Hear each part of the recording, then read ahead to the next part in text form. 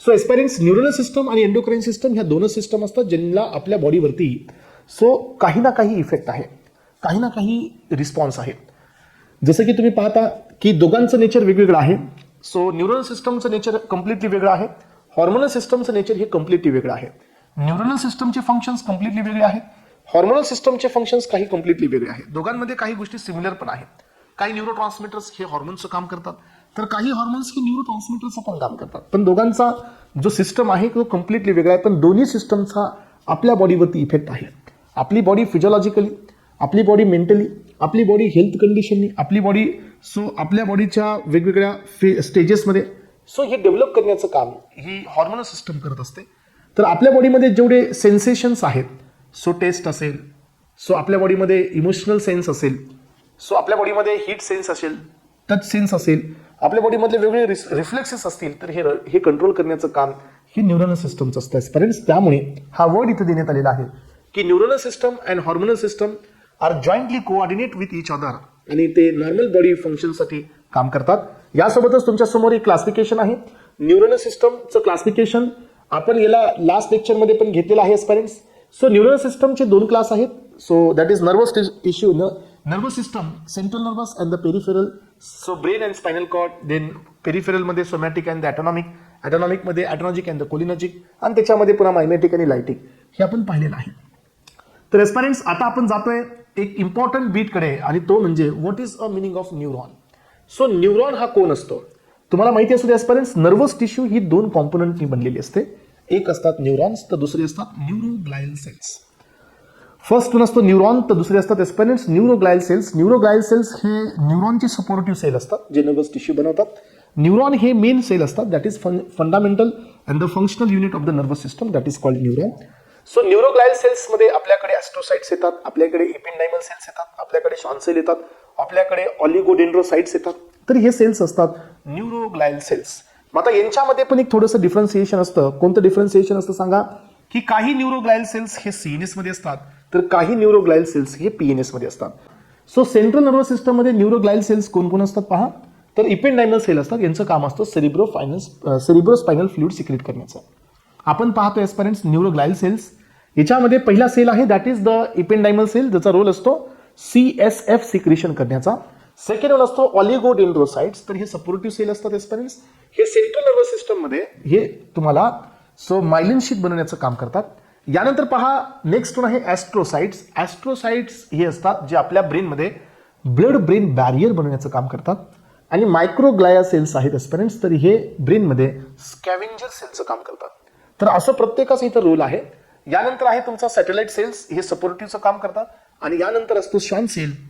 तर हा Shawn sale जो असतो, तर हा पण तुमच्या न्यूरॉनच्या एक्झोनल पार्टला मायलिन शीट बनवतो एस्पायरेंट्स. पण लक्षात ठेवा, हे शॉन सेलची जी मायलिन शीट आहे ही पीएनएस मध्ये आहे, आणि ऑलिगोडेंड्रोसाइटची जी मायलिन शीट आहे ती सीएनएस मध्ये आहे.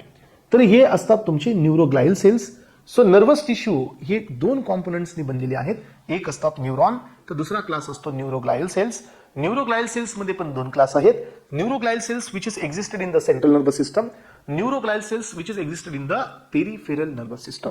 पेरिफेरल नर्वस सिस्टम मध्ये इम्पॉर्टंट आहे शॉन सेल. आणि नर्वस सिस्टम मध्ये म्हणजे सेंट्रल नर्वस सिस्टम मध्ये 4 सेल्स इम्पॉर्टंट आहेत. ॲस्ट्रोसाइट हे ब्लड ब्रेन बॅरियर फॉर्म करतात. इपिंडायमल सेल्स हे CSF ला सिक्रेट करतात. ऑलिगोडेंड्रोसाइट्स हे मायलिन शीट बनवतात. आणि मायक्रोग्लायल सेल्स हे कोण असतात, तर स्कॅव्हेंजर सेल्स असतात, म्हणजे हे मॅक्रोफॅज असते इथला. तर अशा पद्धतीने हे आपला या ठिकाणी बेसिक पॉईंट क्लिअर झालेला आहे. मग आता याच्यामध्ये पहिला सेल आपण घ्यायला चाललो, that is called neuron. Neuron हा कोण असतो हे आता आपल्याला पाहायचंय.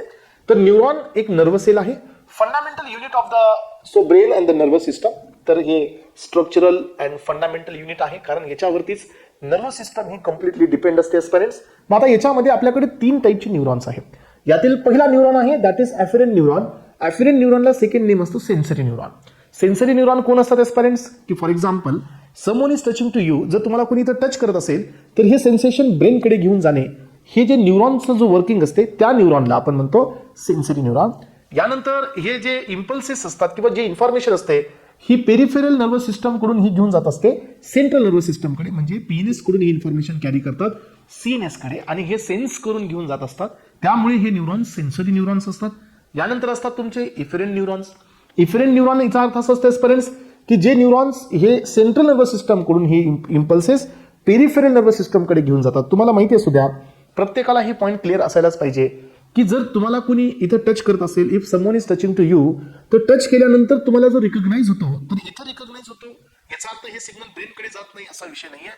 Anything which is recognized by our body, जे काही असेल जे आपल्या बॉडीने रिकॉग्नाइज केलं जातं, तर ॲस्पिरंट्स याच्यामध्ये कंडक्शन 100% असतं.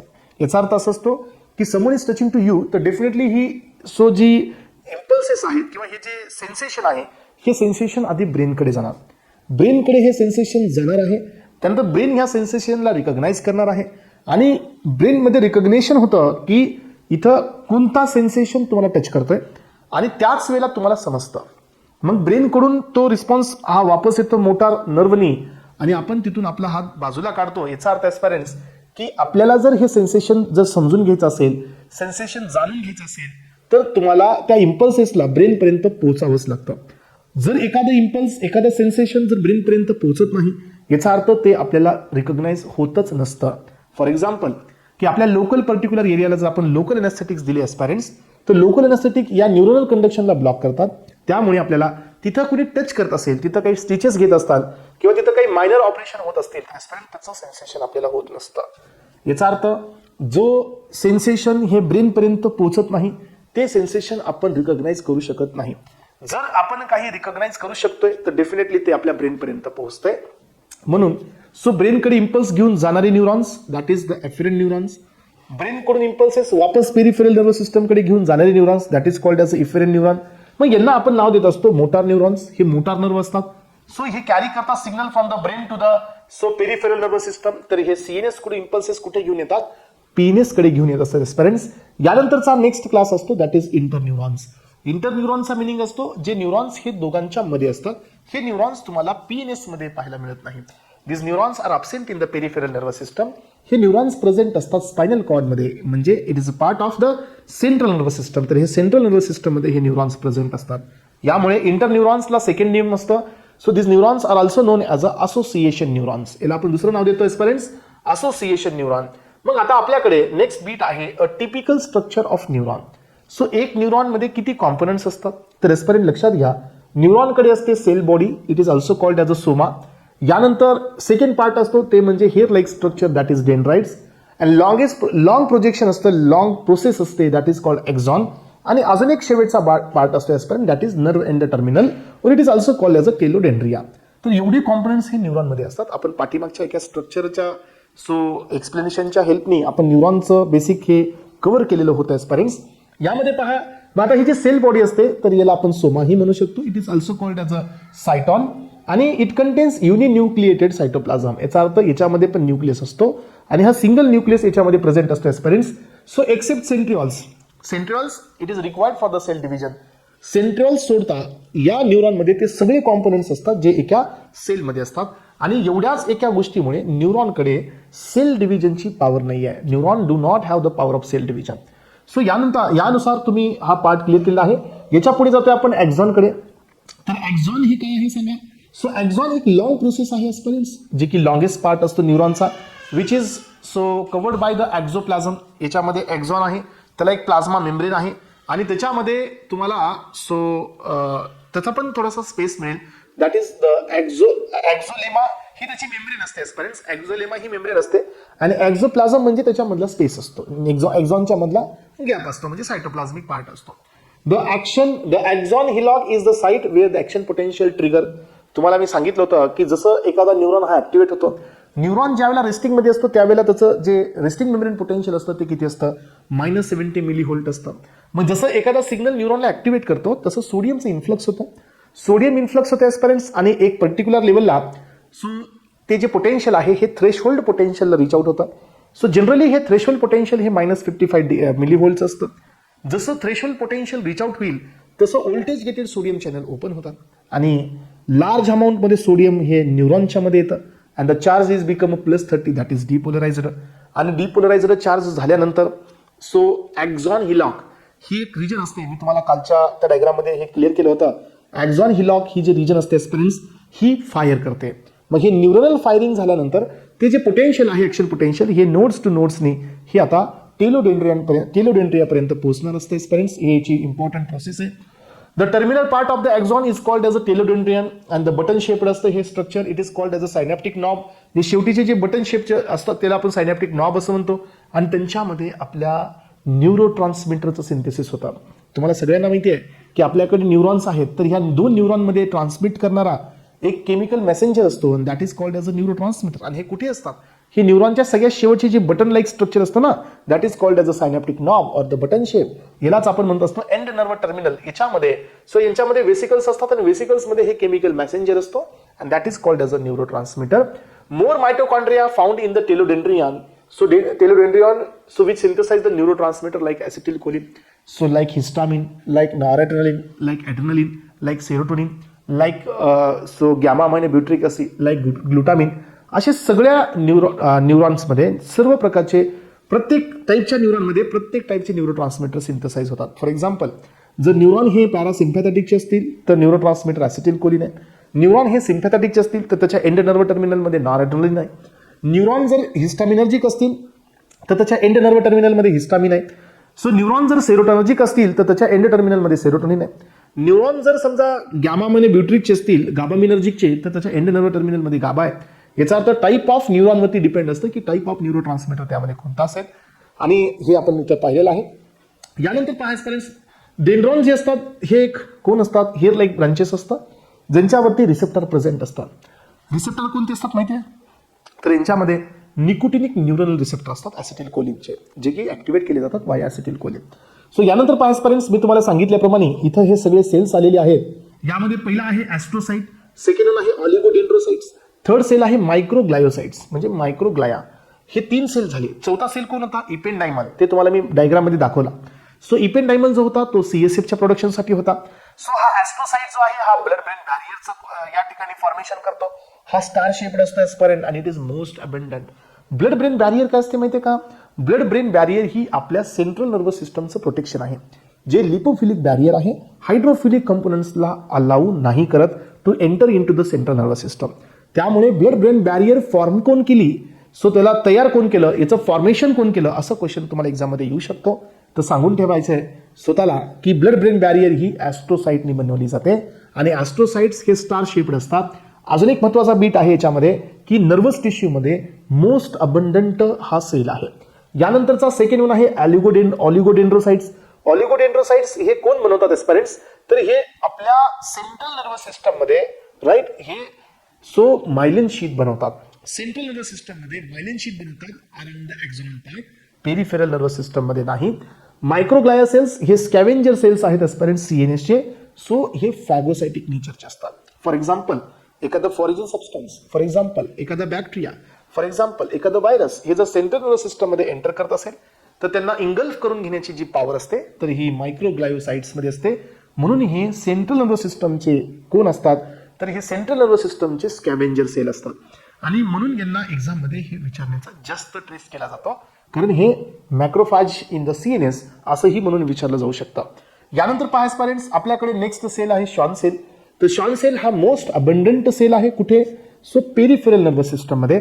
आणि Schwann cell is responsible for the formation of myelin sheath around the axon. पण ही मायलिन शीथ असते ऑटोनॉमिक नर्वस सिस्टम मध्ये, सोमॅटिक नर्वस सिस्टम मध्ये म्हणजे पीएनएस मध्ये. ही मायलिन शीथ सीएनएस मध्ये नसते. Please make a clear difference. Myelin sheath जी आहे सीएनएस मध्ये ऑलिगोडेंड्रोसाइट्स पासून असते आणि हीच मायलिन शीथ ही शॉन सेल मध्ये पेरिफेरल नर्वस सिस्टम मध्ये शॉन सेल पासून असते.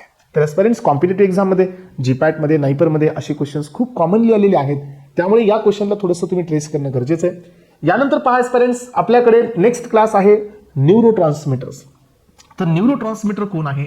तर न्यूरो ट्रान्समिटर हा एक केमिकल मेसेंजर असतो एस्पिरंट्स, जो एका न्यूरॉन पासून रिलीज होतो आणि ती इन्फॉर्मेशन नेक्स्ट न्यूरॉनकडे पास करतो. तुम्हाला सर्वांना माहिती आहे की जो न्यूरॉनचा जो एंड टर्मिनल असतो आणि सेकंड न्यूरॉनचं जे हेड असतं किंवा डेंड्राइट्स असतात यांच्यामध्ये थोडासा गॅप असतो आणि that gap is called as a synapse. Synapse असतो एस्पिरंट्स तो. मग आता या न्यूरॉनचे जे इम्पल्सेस आहेत ते पुढच्या न्यूरॉनपर्यंत ट्रान्सफर करण्यासाठी आपल्याला एक मेसेंजर लागतो. म्हणून एक न्यूरॉन पासून एंड टर्मिनल पासून एक न्यूरो ट्रान्समिटर रिलीज होतो और एक केमिकल सबस्टन्स रिलीज होतो, जो इन्फॉर्मेशन जी एका न्यूरॉनकडे आहे ही त्या सायनॅप्सला क्रॉस करून ही इन्फॉर्मेशन नेक्स्ट न्यूरॉनकडे पास केली जाते आणि ही इन्फॉर्मेशन पास करणार असतो. म्हणून हा सो ही इन्फॉर्मेशन कुणाच्या मधून पास करणं असतो, इन बिटवीन टू न्यूरॉन्स, म्हणून हा न्यूरो ट्रान्समीटर असतो. मग आता याच्यामध्ये पण दोन पद्धती आहेत एस्पिरंट्स, दोन क्लास आहेत. हे फक्त डिपेंड याच्यावरती नाही आहे की न्यूरॉनच तसं आहे, नाही, रिसेप्टरच्या नेचरवरती पण न्यूरो ट्रान्समीटर हे डिसाईड केले जातात. सो असे भरपूर सारे एक्झाम्पल्स आहेत एस्पिरंट्स, जसं की नॉर ॲड्रेनालिन हा स्टिम्युलेटरी न्यूरो ट्रान्समीटर आहे, पण जसं तो अल्फा 2 वरती काम करतो तर तो इनिबिटरी काम करतो. याचा अर्थ न्यूरो ट्रान्समीटरचं नेचर हे इम्पॉर्टंट असतं, पण त्याच्यासोबत रिसेप्टरचं पण नेचर खूप जास्त इम्पॉर्टंट असतं ॲक्शन मिळवण्यासाठी. काही काही वेळेला सो रिसेप्टार इनहिबिटरी असतात, न्यूरो ट्रान्समीटर स्टिम्युलेटरी असतो, पण इफेक्ट तुम्हाला इनहिबिटरी मिळतो. याचा अर्थ न्यूरो ट्रान्समीटर इनहिबिटरी असतो असं नाही आहे. हे डिपेंड आहे की रिसेप्टरचं नेचर कोणतं आहे, हे डिपेंड आहे की न्यूरो ट्रान्समीटरचं नेचर कोणतं आहे, हे डिपेंड आहे की सो रिसेप्टरचं लोकेशन काय, तो प्री सायनॅप्टिक वरती आहे की तो पोस्ट सायनॅप्टिक वरती आहे, याच्यावरती पण हे पॉईंट्स एस्पिरंट्स डिपेंड आहे. यानुसार मग आपल्याकडे इथं तुम्हाला देत असताना इनहिबिटरीमध्ये मी गाबा दिलेला आहे, ॲसिटिल कोलिन दिलेला आहे, सेरोटोनिन दिलेला आहे, डोपामिन दिलेला आहे, ग्लायसिन दिलेला आहे. तर एस्पिरंट हे लक्षात घ्या, डोपामिन, सेरोटोनिन आणि ॲसिटिल कोलिन हे प्युअर इनहिबिटरी न्यूरो ट्रान्समीटर्स नाही आहेत. सो यांचं इफेक्ट इनहिबिटरी मी इथं याच्यामुळे दिलेलं आहे की काही रिसेप्टर थ्रू काम करून they will show like a inhibitory action, but हे इनहिबिटरी नाही आहेत. जर असं असतं तर एक एक्झाम्पल देतो की ॲसिटिल कोलिन आपल्या स्केलेटल मसल्सवरती कॉन्ट्रॅक्शन देतो वाया निकोटिनिक मस्कॅनिक रिसेप्टर, राईट. मग जर ॲसिटिल कोलिन हा आपल्या स्केलेटल मसलवरती कॉन्ट्रॅक्शन देत असेल, then how it is become a inhibitory neurotransmitter, it depends. So की रिसेप्टर कोणता आहे. सो ॲसिटिल कोलिन जर M2 रिसेप्टर जो आपल्या हार्टवरती असतो एस्पिरंट्स, जर या रिसेप्टर थ्रू जर ऍक्शन देत असेल तर तो इनहिबिटरी ऍक्शन देतो, कारण ॲसिटिल कोलिन इनहिबिटरी नाही आहे. सो ज्या रिसेप्टरवरती ॲसिटिल कोलिन काम करतोय तो रिसेप्टर इनहिबिटरी आहे. यामुळे इनहिबिटरीमध्ये प्युअर तुम्हाला 3 इम्पॉर्टंट कॉम्पोनंट्स लक्षात ठेवायचे. त्यातील पहिला आहे गाबा. गॅमा अमायनो ब्युट्रिक ऍसिड हा ऑलवेज इनहिबिटरी आहे, हा कुठेही स्टिम्युलेटरी नसतो, हा ऑलवेज इनहिबिटरी असतो. ग्लायसिन असतो एस्पिरंट्स जो ऑलवेज इनहिबिटरी असतो, आणि काही जनरल अनेस्थेटिकचे कॉम्पोनंट्स असतात हे ऑलवेज इनहिबिटरी असतात. बाकीचे हे कधी इनहिबिटरी तर कधी स्टिम्युलेटरी असतात. यानंतर आपल्याकडे काही स्टिम्युलेटरी म्हणून इकडे पहा, परत इकडे ॲसिटिल कोलिन आलाय, नॉर ॲड्रेनालिन आहे, आयसोप्रेनालिन आहे, ग्लुटामिन आहे, अस्पार्टिक ऍसिड आहे. तर हे न्यूरो ट्रान्समीटर आहेत जे स्टिम्युलेटरीचं काम करतात, जे रिस्पॉन्सला स्टिम्युलेट करतात. यानंतर पहा माझ्याकडे आता नेक्स्ट बीट आहे तो म्हणजे ह्युमन ब्रेन. तर एस्पिरंट्स लक्षात ठेवायचं सगळ्यांना की याच्यामध्ये तुम्हाला खूप सारं डिटेलमध्ये जाता येतं, पण हा आहे बेसिकचा पार्ट. जेवढा इम्पॉर्टंट आहे, जेवढा तुम्हाला लागणार आहे तेवढाच पार्ट सिलेक्टिव्ह घेऊन तुम्हाला पुढे जाता पण आलं पाहिजे एस्पिरंट्स. यानुसार आपण आता पुढे एंटर करतोय या नर्वस सिस्टमच्या पहिल्या बीटकडे, आणि तो आहे ह्युमन ब्रेन. तर एस्पिरंट्स ह्युमन ब्रेन हे किती इम्पॉर्टंट ऑर्गन आहे आपल्याला सर्वांना माहिती आहे, कारण आपल्या बॉडीमधले व्हॉलंटरी कंट्रोल्स असतील किंवा आपल्या बॉडीमधले इनव्हॉलंटरी कंट्रोल्स असतील, हे सर्व कंट्रोल्स आपल्या ब्रेनच्याच अंडरमध्ये होतात. मोटार कंट्रोल असतील किंवा इनव्हॉलंटरी असतील, सो हे सगळे कंट्रोल्स आपल्या बॉडीच्याच अंडरमध्ये या ब्रेनच्या अंडरच होतात. त्यामुळे हा आपल्या बॉडीतील सगळ्यात मेन ऑर्गन आहे. मग आता पहा की it controls the voluntary movements. Brain हे काय काय कंट्रोल करतो पहा, व्हॉलंटरी मुवमेंट्सला कंट्रोल करतो, बॅलन्स करतो बॉडीचा, फंक्शनिंग करतो इनव्हॉलंटरी मुवमेंट्स, व्हॉलंटरी इनव्हॉलंटरी, लंग्स असतील, हार्ट, देन किडनी, थर्मोरेग्युलेशन असेल, हंगर असेल, थर्स्ट असेल, सिकार्डियन रिदम असेल. सो हे सगळे जे काही जे फंक्शन्स असतील एस्पिरंट्स, हे सगळे फंक्शन्स ब्रेननी हे कंट्रोल केले जातात, आणि म्हणून हा आपल्या बॉडीतील मोस्ट इम्पॉर्टंट आणि मोस्ट डेलिकेट ऑर्गन आहे. त्यामुळे आपण याला प्रोटेक्शनमध्ये ठेवतो, आणि God has given the protection to us. So या ब्रेनसाठी गॉडनी काय दिले आपल्याला, प्रोटेक्शन दिलेलं आहे, आणि हे प्रोटेक्शन आहे आपल्यामध्ये इथं असणारे हे क्रॅनियल बोन्स. तर हे जे स्कल असते एस्पिरंट्स, तर स्कलमध्ये टोटल 29 बोन्स असतात. स्कलमध्ये टोटल 29 बोन्स असतात. याच्यामध्ये तुम्हाला माहिती असू द्या की आपल्याकडे जे तुमचं क्रॅनियल बॉक्स असतो, हा क्रॅनियल बॉक्स हा 8 बोन्सनी बनलेला असतो. आलं लक्षात? तर लक्षात ठेवायचं हे टोटल 8 बोन्स आहेत. फेशियलचे 14 बोन असतात, 14. सो क्रॅनियलचे असतात 8, तर फेशियलचे असतात 14. इथे एक उमरचा बोन असतो एस्पिरंट्स. So 8 + 14 that is 22. आणि त्याच्यानंतर मग एक बोन असतो इथला उमरचा, आणि इकडले इयरचे 3 आणि हे इयरचे 3, असे टोटल 6 + this 23 असे तुमच्या स्कलमध्ये टोटल 29 बोन्स असतात. याच्यामध्ये आता आपण चाललो क्रॅनियल बोनकडे, जे क्रॅनियल बॉक्सला बनवतात, आणि ह्या क्रॅनियल बॉक्समध्ये आपलं ह्युमन ब्रेन आहे, जे की खूप डेलिकेट आहे. हे पहा, so it is situated in the cranial box which is made up of 1. बघा आता याच्यामध्ये किती फ्रंटल आहेत. फ्रंटलचा एक बोन आहे, त्यानंतर ऍस्पिरंट परायटलचे 2 बोन आहेत, 2 bone for the parietal, 2 bone for the temporal, 1 bone for the sphenoid, 1 bone for the ethmoid and 1 bone for the occipital. तर असे टोटल 8 बोन्स असतात ऍस्पिरंट्स, ज्यांच्यापासून आपला क्रॅनियल बॉक्स तयार झालेला असतो. मग आता ह्यांचं फ्युजन कुठं आहे, कसे तयार होतात हे आता आपण त्या सिस्टममध्ये पाहूया. यामध्ये आता आपल्याला हे पाहायचंय की सेंट्रल नर्वस सिस्टम म्हणजे ब्रेनसाठी प्रोटेक्शन लेअर कोणत्या कोणत्या आहेत. तुम्हाला मी हे सांगितलं होतं की आपल्या सेंट्रल नर्वस सिस्टममध्ये 2 पार्ट आहेत, त्यातील एक आहे ब्रेन, तर सेकंड पार्ट आहे स्पायनल कॉर्ड. आणि दोघांनाही ह्या मेनिंजसचं प्रोटेक्शन असतं, दोघांनाही, ब्रेनलाही असतं आणि हे प्रोटेक्शन स्पायनल कॉर्डलाही असतं. मग हे प्रोटेक्शन करणारे जे लेयर्स असतात ऍस्पिरंट्स, या लेयर्सला आपण नाव दिलेलं आहे मेनिंजस. यांना आपण ब्रेन मेनिंजस म्हणतो, जे न्यूट्रिटिव्ह फंक्शन्सचं काम करतात. फक्त न्यूट्रिटिव्हच नाही आहे तर हे प्रोटेक्टिव्हचं पण काम करतात. ब्रेनला न्यूट्रिशन देण्याचं पण काम आहे आणि ब्रेनचं प्रोटेक्शन करण्याचं पण काम हे या ठिकाणी करत असतात. यामध्ये सगळ्यात आउटर साईडची असते outermost meninges, outermost layer, that is dura mater. हे खूप टफ असते, नॉन व्हॅस्क्युलर आणि थिक लेयर असते. टफ असते, नॉन व्हॅस्क्युलर असते, याचा अर्थ ऍस्पिरंट्स यांच्याकडे कुठल्याही प्रकारचा ब्लड सप्लाय नसतो. आणि ही लेयर असते जी सगळ्यात आउटर मोस्ट आहे, त्यामुळे ही टफ असते. यानंतर पहा सेकंड लेयर आहे एरेचिनॉइड. एरेचिनॉइड ही एक मिडल आहे, डेलिकेट आहे आणि वेबी इन अपिअरन्स आहे. वेबीचा अर्थ असा असतो ऍस्पिरंट्स, अशा प्रकारच्या याच्यामध्ये अपिअरन्स असतो.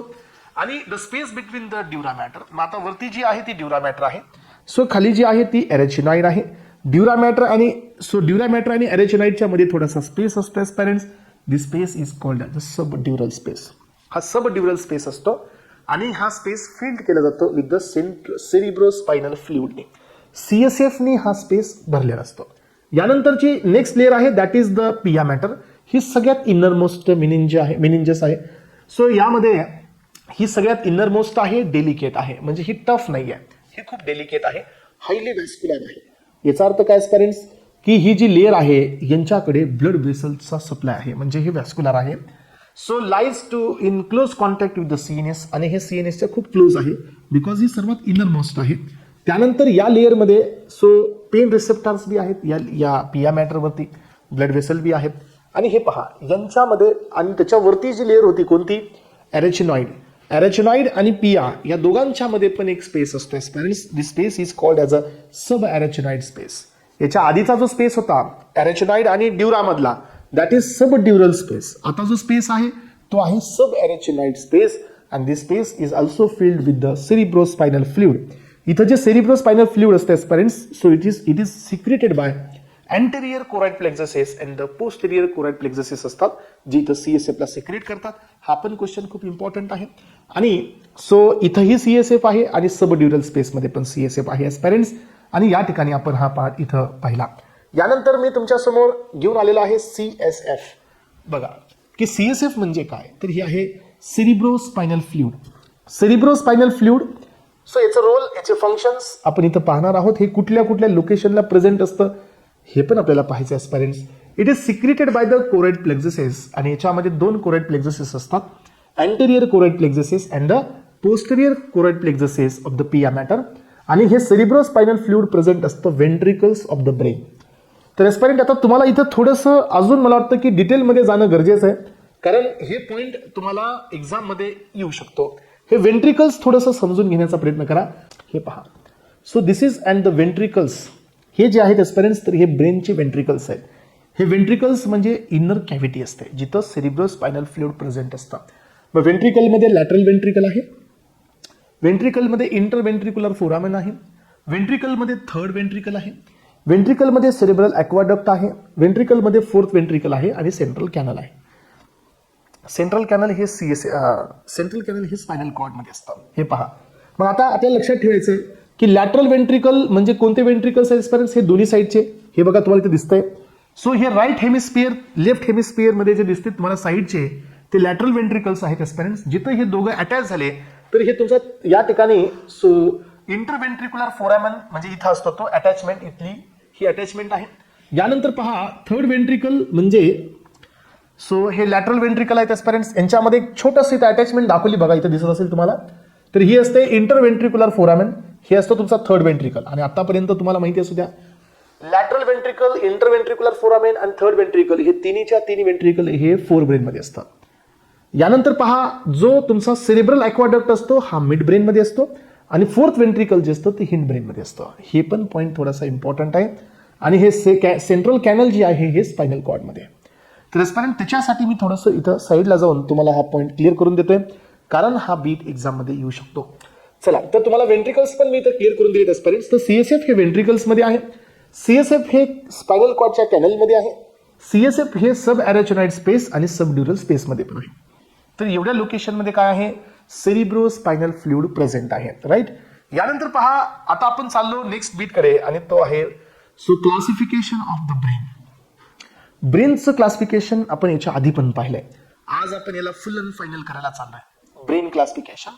सो ब्रेनचे मेन 3 क्लास आहेत एस्पिरंट्स. त्यातील पहिला आहे फोर ब्रेन, सेकंड क्लास आहे that is mid brain, and third class आहे दॅट इज हिंड ब्रेन.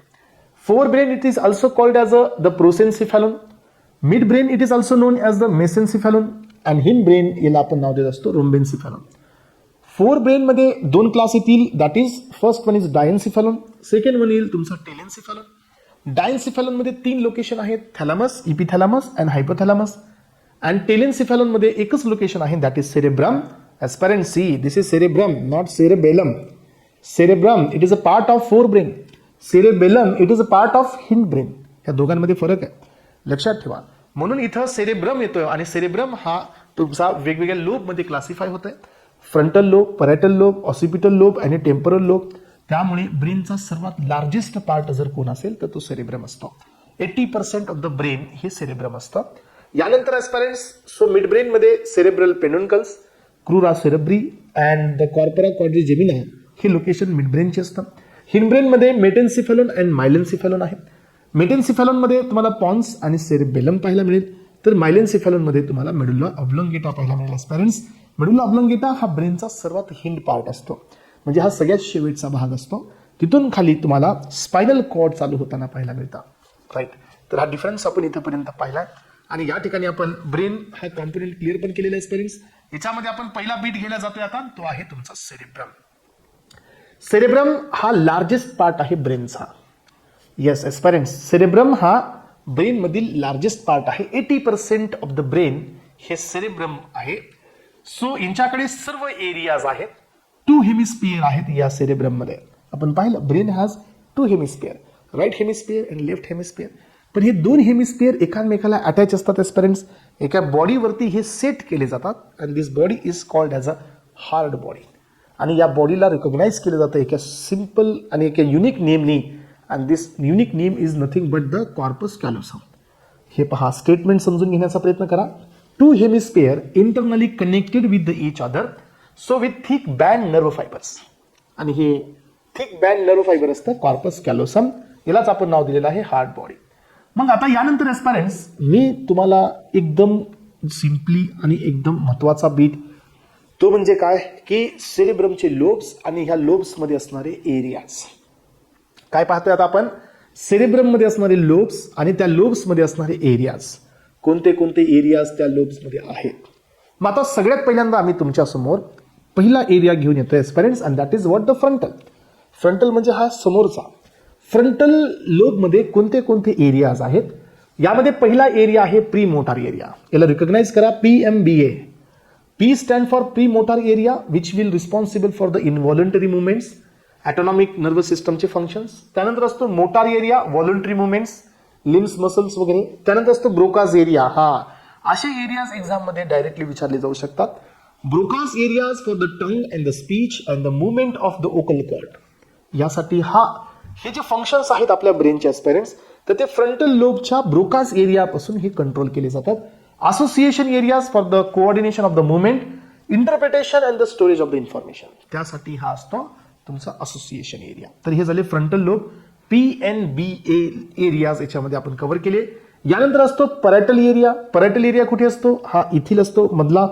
तर याच्यामध्ये GS एरिया असतो, त्याच्यामध्ये गस्टिटरी एरिया असतो aspirant for the taste, and the somesthetic area असतो for the general sensation like touch, pain and the temperature. यासाठी असतो तुमचा हा सोमेस्थेटिक एरिया. हे 2 एरिया कुठे असतात, पॅरेटल मध्ये असतात एस्पिरंट्स. त्यानंतर आहे टेम्पोरल, म्हणजे या साईडला.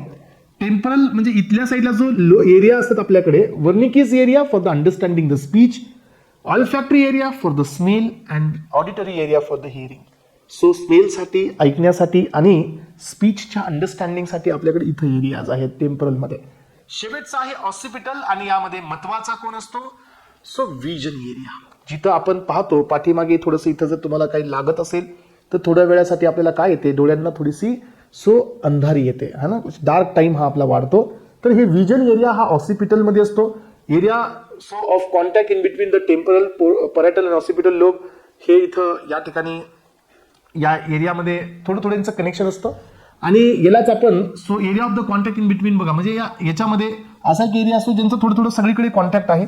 वर्निकिस एरिया किंवा याला इंटेलिजन्स सेंटर बी म्हणलं जातं. या ठिकाणी सेरेब्रम दस show all 3 types of the area, sensory, motor and the association areas. मग हे एरियाज आपले हे तिन्ही प्रकारचे एरियाज सेरेब्रममध्ये पण असतात. तर हे आहेत तुमच्या सेरेब्रम मधले लोब्स आणि त्याचे वेगवेगळे एरियाज. आणि हे थोडासा मेन पार्ट होता, महत्वाचा बीट होता एस्पायरंट्स. तुम्ही याला थोडंसं हायलाईट करा.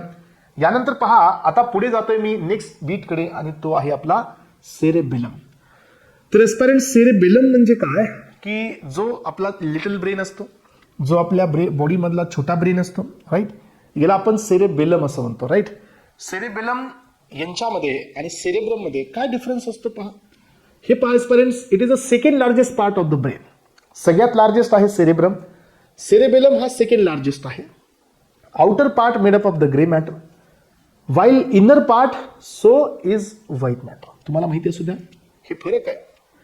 आपल्या सेरेब्रम मध्ये ग्रे मॅटर हा आउटरला असतो आणि व्हाईट मॅटर इनरला असतो. सेरेबेलम मध्ये ग्रे मॅटर हा आउटरला आहे आणि व्हाईट मॅटर हा येस ओके इथं बरोबर आहे. स्पायनल कॉर्ड मध्ये हा डिफरन्स असतो. करेक्ट आहे, हे सेरेब्रम सारखंच आहे. सेरेब्रम मध्ये पण असंच असतं, ग्रे मॅटर हा आउटरला असतो आणि इनरला व्हाईट मॅटर असतो, पण हे एक्झॅक्टली अपोजिट असतं स्पायनल कॉर्ड मध्ये. तिथं आहे हे. Outer part is made up of the grey matter while inner part is made up of the white matter. White matter intermixed with the gray matter and form the tree like a pattern. तुम्ही त्याचं जर structure पाहिलं तर तुम्हाला लक्षात येईल की जो व्हाईट मॅटर असतो मधला हा कुठे कुठे असा ग्रे मॅटर सोबत मिक्स झालेला असतो आणि ही will form a tree like structure. या ट्री लाईक स्ट्रक्चरला आपण नाव देत असतो tree of life, or it is also called as a arbor vitae. हा, तर हे सेरेबेलमच्या मधला भाग असतो व्हाईट मॅटर, जी की दिसताना एका झाडासारखा दिसतो. ट्री लाईक स्ट्रक्चर असतं. आता यांचे जे फंक्शन्स आहेत एस्पायरंट्स, सेरेबेलमचे मेंटेनिंग द बॉडी इक्विलिब्रियम. याचं मेन फंक्शन आहे बॉडीचं इक्विलिब्रियम मेंटेन करणे, बॉडीचं पोश्चर मेंटेन करणे, बॅलन्सिंग करणे, ओरिएंटेशन मेंटेन करणे, व्हॉलंटरी मुवमेंट्स आणि मसल टोनला रेग्युलेट करणे. हे सगळे फंक्शन्स कुणाचे आहेत? हे सगळे फंक्शन्स असतात सेरेबेलमचे. सेरेबेलम मध्ये सगळ्यात मेन फंक्शन असतं इक्विलिब्रियमचं, इक्विलिब्रियम अँड बॅलन्स. तर हे मेन फंक्शन असतं सेरेबेलमचं. यानंतर आता आपल्याकडे पुढचा पार्ट आहे आणि that is called spinal cord. तुम्हाला मी सांगितलं होतं की स्पायनल कॉर्ड हा पण आपला ब्रेनचाच पार्ट आहे. स्पायनल कॉर्ड मध्ये आपल्याकडे सर्वायकल, थोरॅसिस, लुंबार आणि सॅक्रल असे वेगवेगळे रिजन्स आहेत त्याच्यामध्ये. आणि या स्पायनल कॉर्ड मधून जे नर्व बाहेर पडतात पॅरेंट्स, हे सर्व स्पायनल नर्व असतात आणि हे 31 पेयर्स असतात. तुम्हाला सर्वांना माहिती आहे या नर्व्स किती आहेत? 31 पेयर्स आहेत. करेक्ट. आणि हे सगळ्या मिक्स्ड आहेत. मग आता या स्पायनल कॉर्डच्या बद्दल आता थोडंसं महत्वाचे बीट्स पाहूया. It is a part of the central nervous system. Yes, it is part आहे, हा सीएनएसचाच पार्ट आहे. Forms lower extension of the medulla oblongata. तर हे कुणाच्या खाली तयार झालेलं आहे? मी तुम्हाला सांगितलं की ब्रेनचा सगळ्यात शेवटचा पार्ट म्हणजे मिडल ऑब्लॉंगेटा आहे. It is a part of the hind brain. आणि त्याच्या खालून खालच्या बाजूला लोअर एक्सटेन्शन करण्यात आलं आणि हे लोअर एक्सटेन्शन म्हणजे स्पायनल कॉर्ड आहे. लोअर एक्सटेन्शन आहे मिडल ऑब्लॉंगेटाचं ऑफ द ब्रेन, कंटिन्यूड होतो, खाली डिसेंड होतो आणि त्याला आपण स्पायनल कॉर्ड असं म्हणलेलं आहे. It is also covered by 3 layers. यांना पण 3 लेयरनी कव्हर केलं जातं. यातील पहिली लेयर असते that is dura mater, second layer असते दॅट इज अरेचिनाइड आणि तिसरी असते पिया, म्हणजे सेम लाईक अ ब्रेन. यानंतर पहा याच्याकडे काय आहेत? 31 पेयर्स आहेत. 31 पेयर्स आहेत. कोणत्या? स्पायनल नर्वच्या. सगळ्याच्या सगळ्या कशा असतात? हे मिक्सड असतात, म्हणजे ना हे सेन्सरी असतात ना हे मोटर असतात. हे सगळ्या कशा असतात पेरेंट्स? सगळ्याच्या सगळ्या ह्या मिक्स असतात. यानंतर पहा याचे 4 लोकेशन आहेत, थोरॅसिस, लुंबार, सॅक्रल आणि सर्वायकल. अशी 4 लोकेशन्स असतात याच्यामध्ये. आणि हा स्पायनल कॉर्ड इथं पाहिला आपण. याच्यामध्ये ग्रे मॅटर कुठे असतो? इनर साईडला असतो. आणि व्हाईट मॅटर कुठे असतो? आउटर साईडला असतो. त्यामुळे आपला जो ग्रे मॅटर असतो तो बटरफ्लाय शेप होतो पहा. आणि सेंट्रलला काय असतं? सेंट्रल कॅनल असतं ज्याच्यामध्ये CSF असतं. तर हे पण पॉईंट याच्यामध्ये आहे.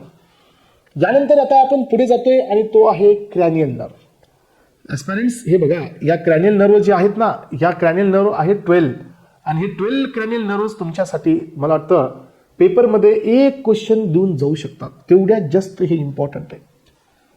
तुम्हाला माहिती असू द्या, बॉडीचे सगळ्यात महत्त्वाचे फंक्शन्स म्हणजे आयबॉलच्या मुवमेंट्स, बॉडीमध्ये सगळ्यात महत्त्वाचे फंक्शन्स म्हणजे टेस्ट सेन्सेशन, फेशियल एक्सप्रेशन. आपल्याकडे आयबॉलला रेग्युलेट करण्यासाठी वेगवेगळ्या मसल्स आहेत. सो आपल्याकडे फेशियल एक्सप्रेशन करण्यासाठी वेगळ्या नर्व्स आहेत, हार्टबीटला रेग्युलेट करणारे वेगळे नर्व्स आहेत आपल्याकडे. सो आपल्या हे जे आपले नेक रिजन असतं ना, इथे जे मसल्स असतात तर यांना रेग्युलेट करणारे मसल्स आहेत. याचा अर्थ आपल्या ब्रेनमधून काही नर्व्स खाली डिसेंड होतात. त्यातील एकच नर्व ही मला वाटतं नेक रिजनला क्रॉस करून खाली डिसेंड करते आणि हे सगळ्यात लॉंगेस्ट असते. आपल्या माउथपासून ते आपल्या माउथमध्ये असणारे सलायव्हरी ग्लँड्स या सगळ्यांना रेग्युलेट करणारे ह्या क्रॅनियल नर्व्स असतात. मग टोटल ह्या क्रॅनियल नर्व्स असतात 12. मग तुम्हाला काय काय लक्षात ठेवायचं माहिती का याच्यामध्ये? तुम्हाला लक्षात ठेवायचं आहे ह्या नर्वचे रोमन नेम. सो दुसरी गोष्ट यांचे ओरिजिनल नेम, रोमन फिगर लक्षात ठेवायचे, त्यानंतर यांचं परफेक्ट नेम आणि ह्यांचं फंक्शन, आणि लक्षात ठेवायचं यांचं नेचर. हे मोटार आहेत की हे सेन्सरी आहेत की हे कोण आहेत, हे चार्ट तुम्ही पक्का लक्षात ठेवा. कारण याच्याशिवाय सेंट्रल नर्वस सिस्टममधून किंवा बेसिक न्यूरल सिस्टममधून जर क्वेश्चन फ्रेम होणार असेल तर हा पार्ट सगळ्यात जास्त सुपिरियर कन्सिडर केला जातो. कुठल्याही गव्हर्नमेंट एक्झाममध्ये याच्यावर तुम्हाला क्वेश्चन्स 100% पाहायला मिळतो. पण हे सगळं बेसिक असतं, मग आपण बेसिक रीड नाही करत, आणि बेसिक रीड नाही करत आणि समटाईम्स क्वेश्चन्स हे बेसिकमध्येच येतात, असं होतं. म्हणून हा बेसिकचा पार्ट बी क्लिअर झाला पाहिजे. हे पहा. सो या ठिकाणी सगळ्यात पहिली आहे ऑल्फॅक्टरी लोब. ऑल्फॅक्टरी ही नर्व आहे, ही रोमन नंबर 1 आहे, म्हणजे हे फर्स्ट नंबर आहे आणि ही प्युअरली सेन्सरी आहे. याचं काम आहे फक्त सेन्सेशन घेऊन येणं, आणि ही आपल्या बॉडीमध्ये स्मेलचं काम करते. लक्षात ठेवा, ही आपल्या बॉडीमध्ये स्मेलचं काम करते आणि ह्या नर्वमध्ये बायपोलार न्यूरॉन असतात. आपल्या बॉडीमध्ये सगळीकडे मल्टीपोलार न्यूरॉन्स असतात. एस्परन्स फक्त 2 लोकेशन असे असतात जिथं बायपोलार न्यूरॉन्स असतात. त्यातील एक आहे तो म्हणजे ही ऑल्फॅक्टरी, आणि दुसरा असतो आपल्या व्हिजनमध्ये असणारा रेटिना. रेटिना ही सगळ्यांना माहिती आहे, ही आपल्या आईजमध्ये प्रेझेंट असतात, आणि या रेटिनामध्ये बायपोलार न्यूरॉन असतो. हे 2 पॉईंट सगळ्यांना क्लिअर होतात का? पहा. तर पहिली आहे ऑल्फॅक्टरी, तर ही सेन्सरी आहे, म्हणजे हिचं काम फक्त सेन्सेशन घेऊन यायचं आहे, वापस काही घेऊन जायचं नाही आहे ब्रेनकडून. ब्रेनकडे फक्त स्मेल घेऊन यायचं आहे, वापस काही न्यायचं नाही. याचा अर्थ ही सेन्सरी आहे. सो सेन्स करते स्मेलचा, याच्याकडे बायपोलार न्यूरॉन असतो. दुसरी असते ऑप्टिक. ऑप्टिक ही पण सेन्सरी आहे, हिचं काम असतं विजनचे सेन्सेशन घेऊन येणे. तुम्हाला माहिती असू द्या पॅरेंट्स की आपण जर एखादं ऑब्जेक्ट पाहत असेल तर ते ऑब्जेक्ट आपल्याला कधी दिसतं? ज्या वेळेला आपल्याला लाईट ही आपल्याकडे येते तेव्हा दिसतं? तर नाही बेटा, असं नसतं. ज्या वेळेला एक सनलाईट त्या ऑब्जेक्टवरती पडते आणि ती लाईट रिफ्लेक्ट होऊन आपल्या रेटिनाकडे जाते, आणि ज्यावेळेला ही रेटिनाकडे जाते त्यावेळेला ही रेटिना एक इम्पल्स तयार करतो. फोटॉन एनर्जीचं कन्व्हर्जन केमिकल एनर्जीमध्ये करतो, आणि ही केमिकल एनर्जी ही ऑप्टिक नर्वकडे जाते आणि ती लाईट पुन्हा आपल्या ऑसिपिटल लोबमध्ये जाते, आणि तिथं हे रिकग्नेशन होतं. याचा अर्थ इमेज फॉर्मेशन होतं, तेव्हा जाऊन आपल्याला दिसते इमेज. लक्षात ठेवा, म्हणजे ही एवढी मोठी प्रोसेस आहे, पण ही एवढ्या मिली सेकंडमध्ये होते. आणि म्हणून हा जो सेकंड तुमचा क्रॅनियल नर्व आहे तर हा पण सेन्सरी आहे.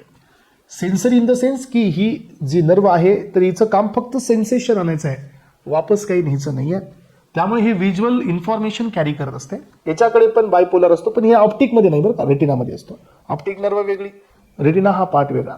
यानंतर असते ऑक्युलोमोटार. ऑक्युलोमोटार ही जी नर्व असते ही मोटार आहे.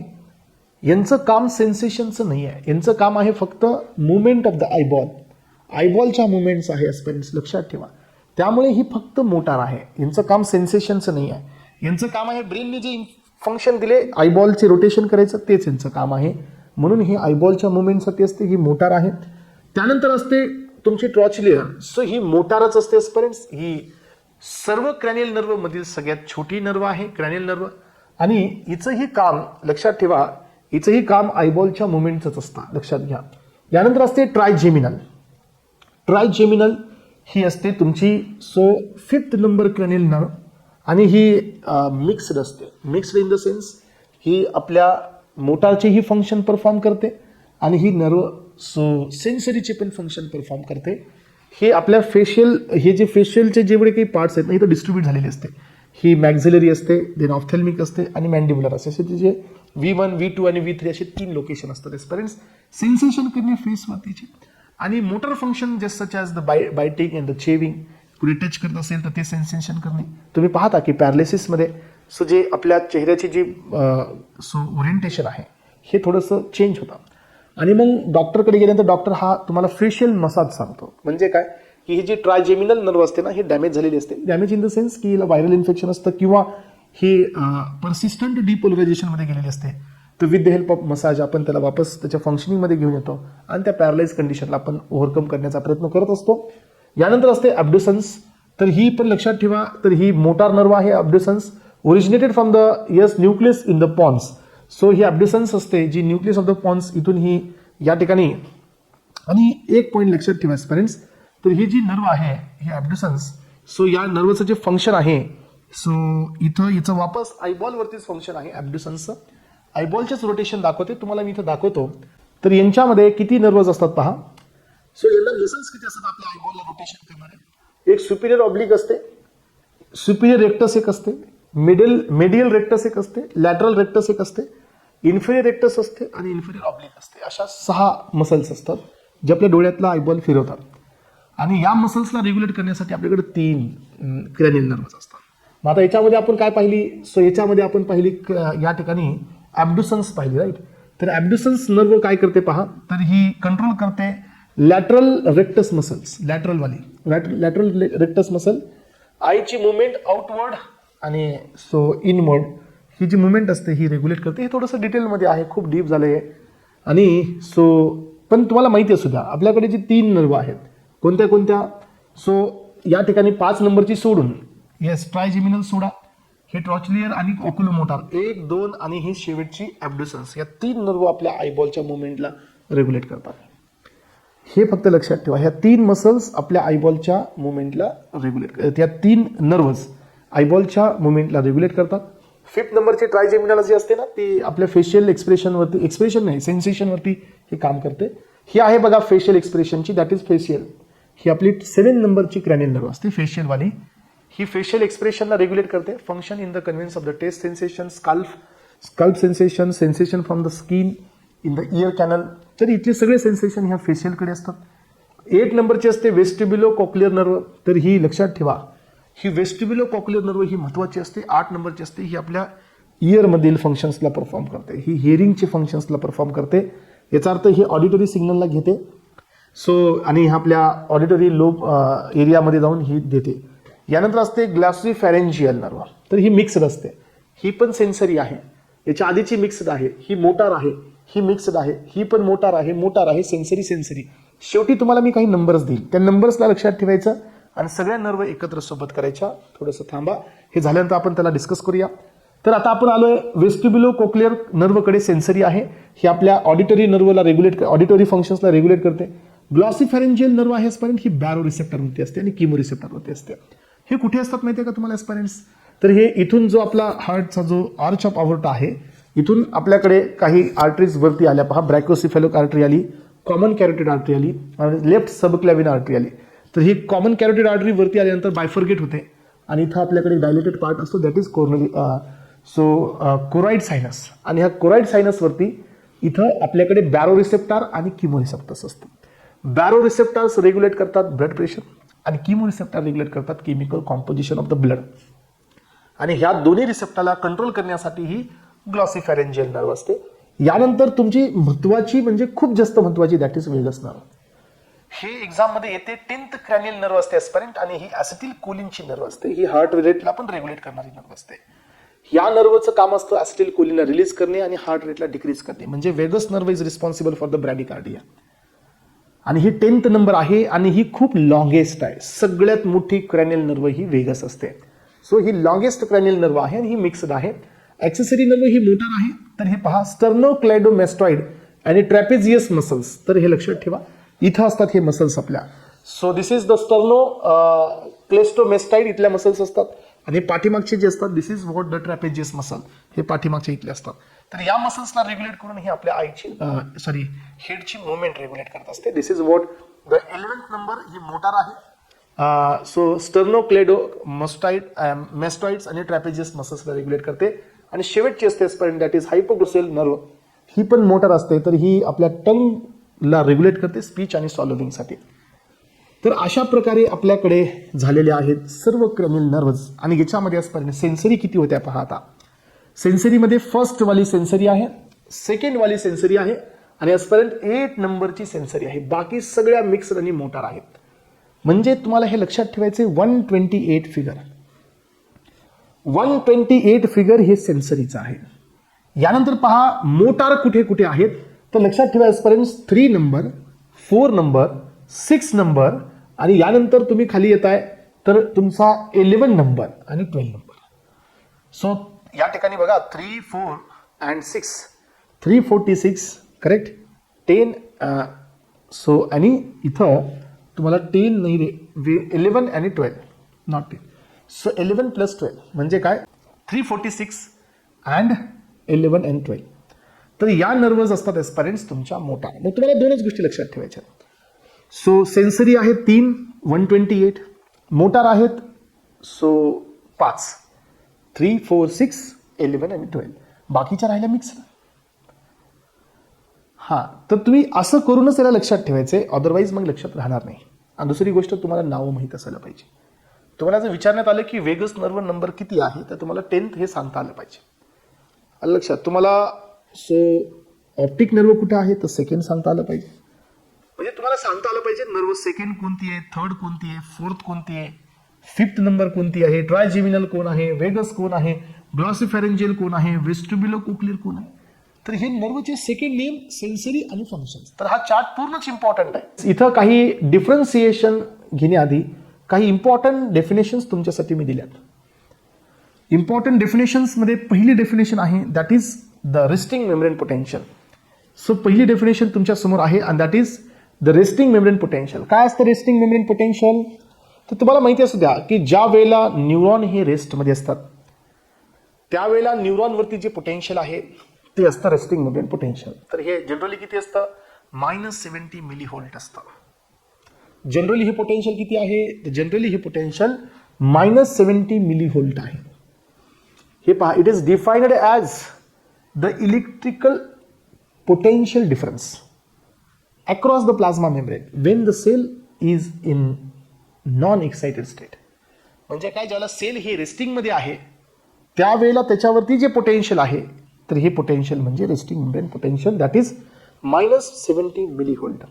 यानंतर पहा डिपोलरायझिंग म्हणजे काय, की जर तुमच्या सेलमध्ये मॅक्सिमम पॉझिटिव्ह चार्ज आहे, इंटरनल साईडला मॅक्सिमम पॉझिटिव्ह चार्ज आहे, किती असतो हा, +30 असतो, that is called डिपोलरायझेशन state.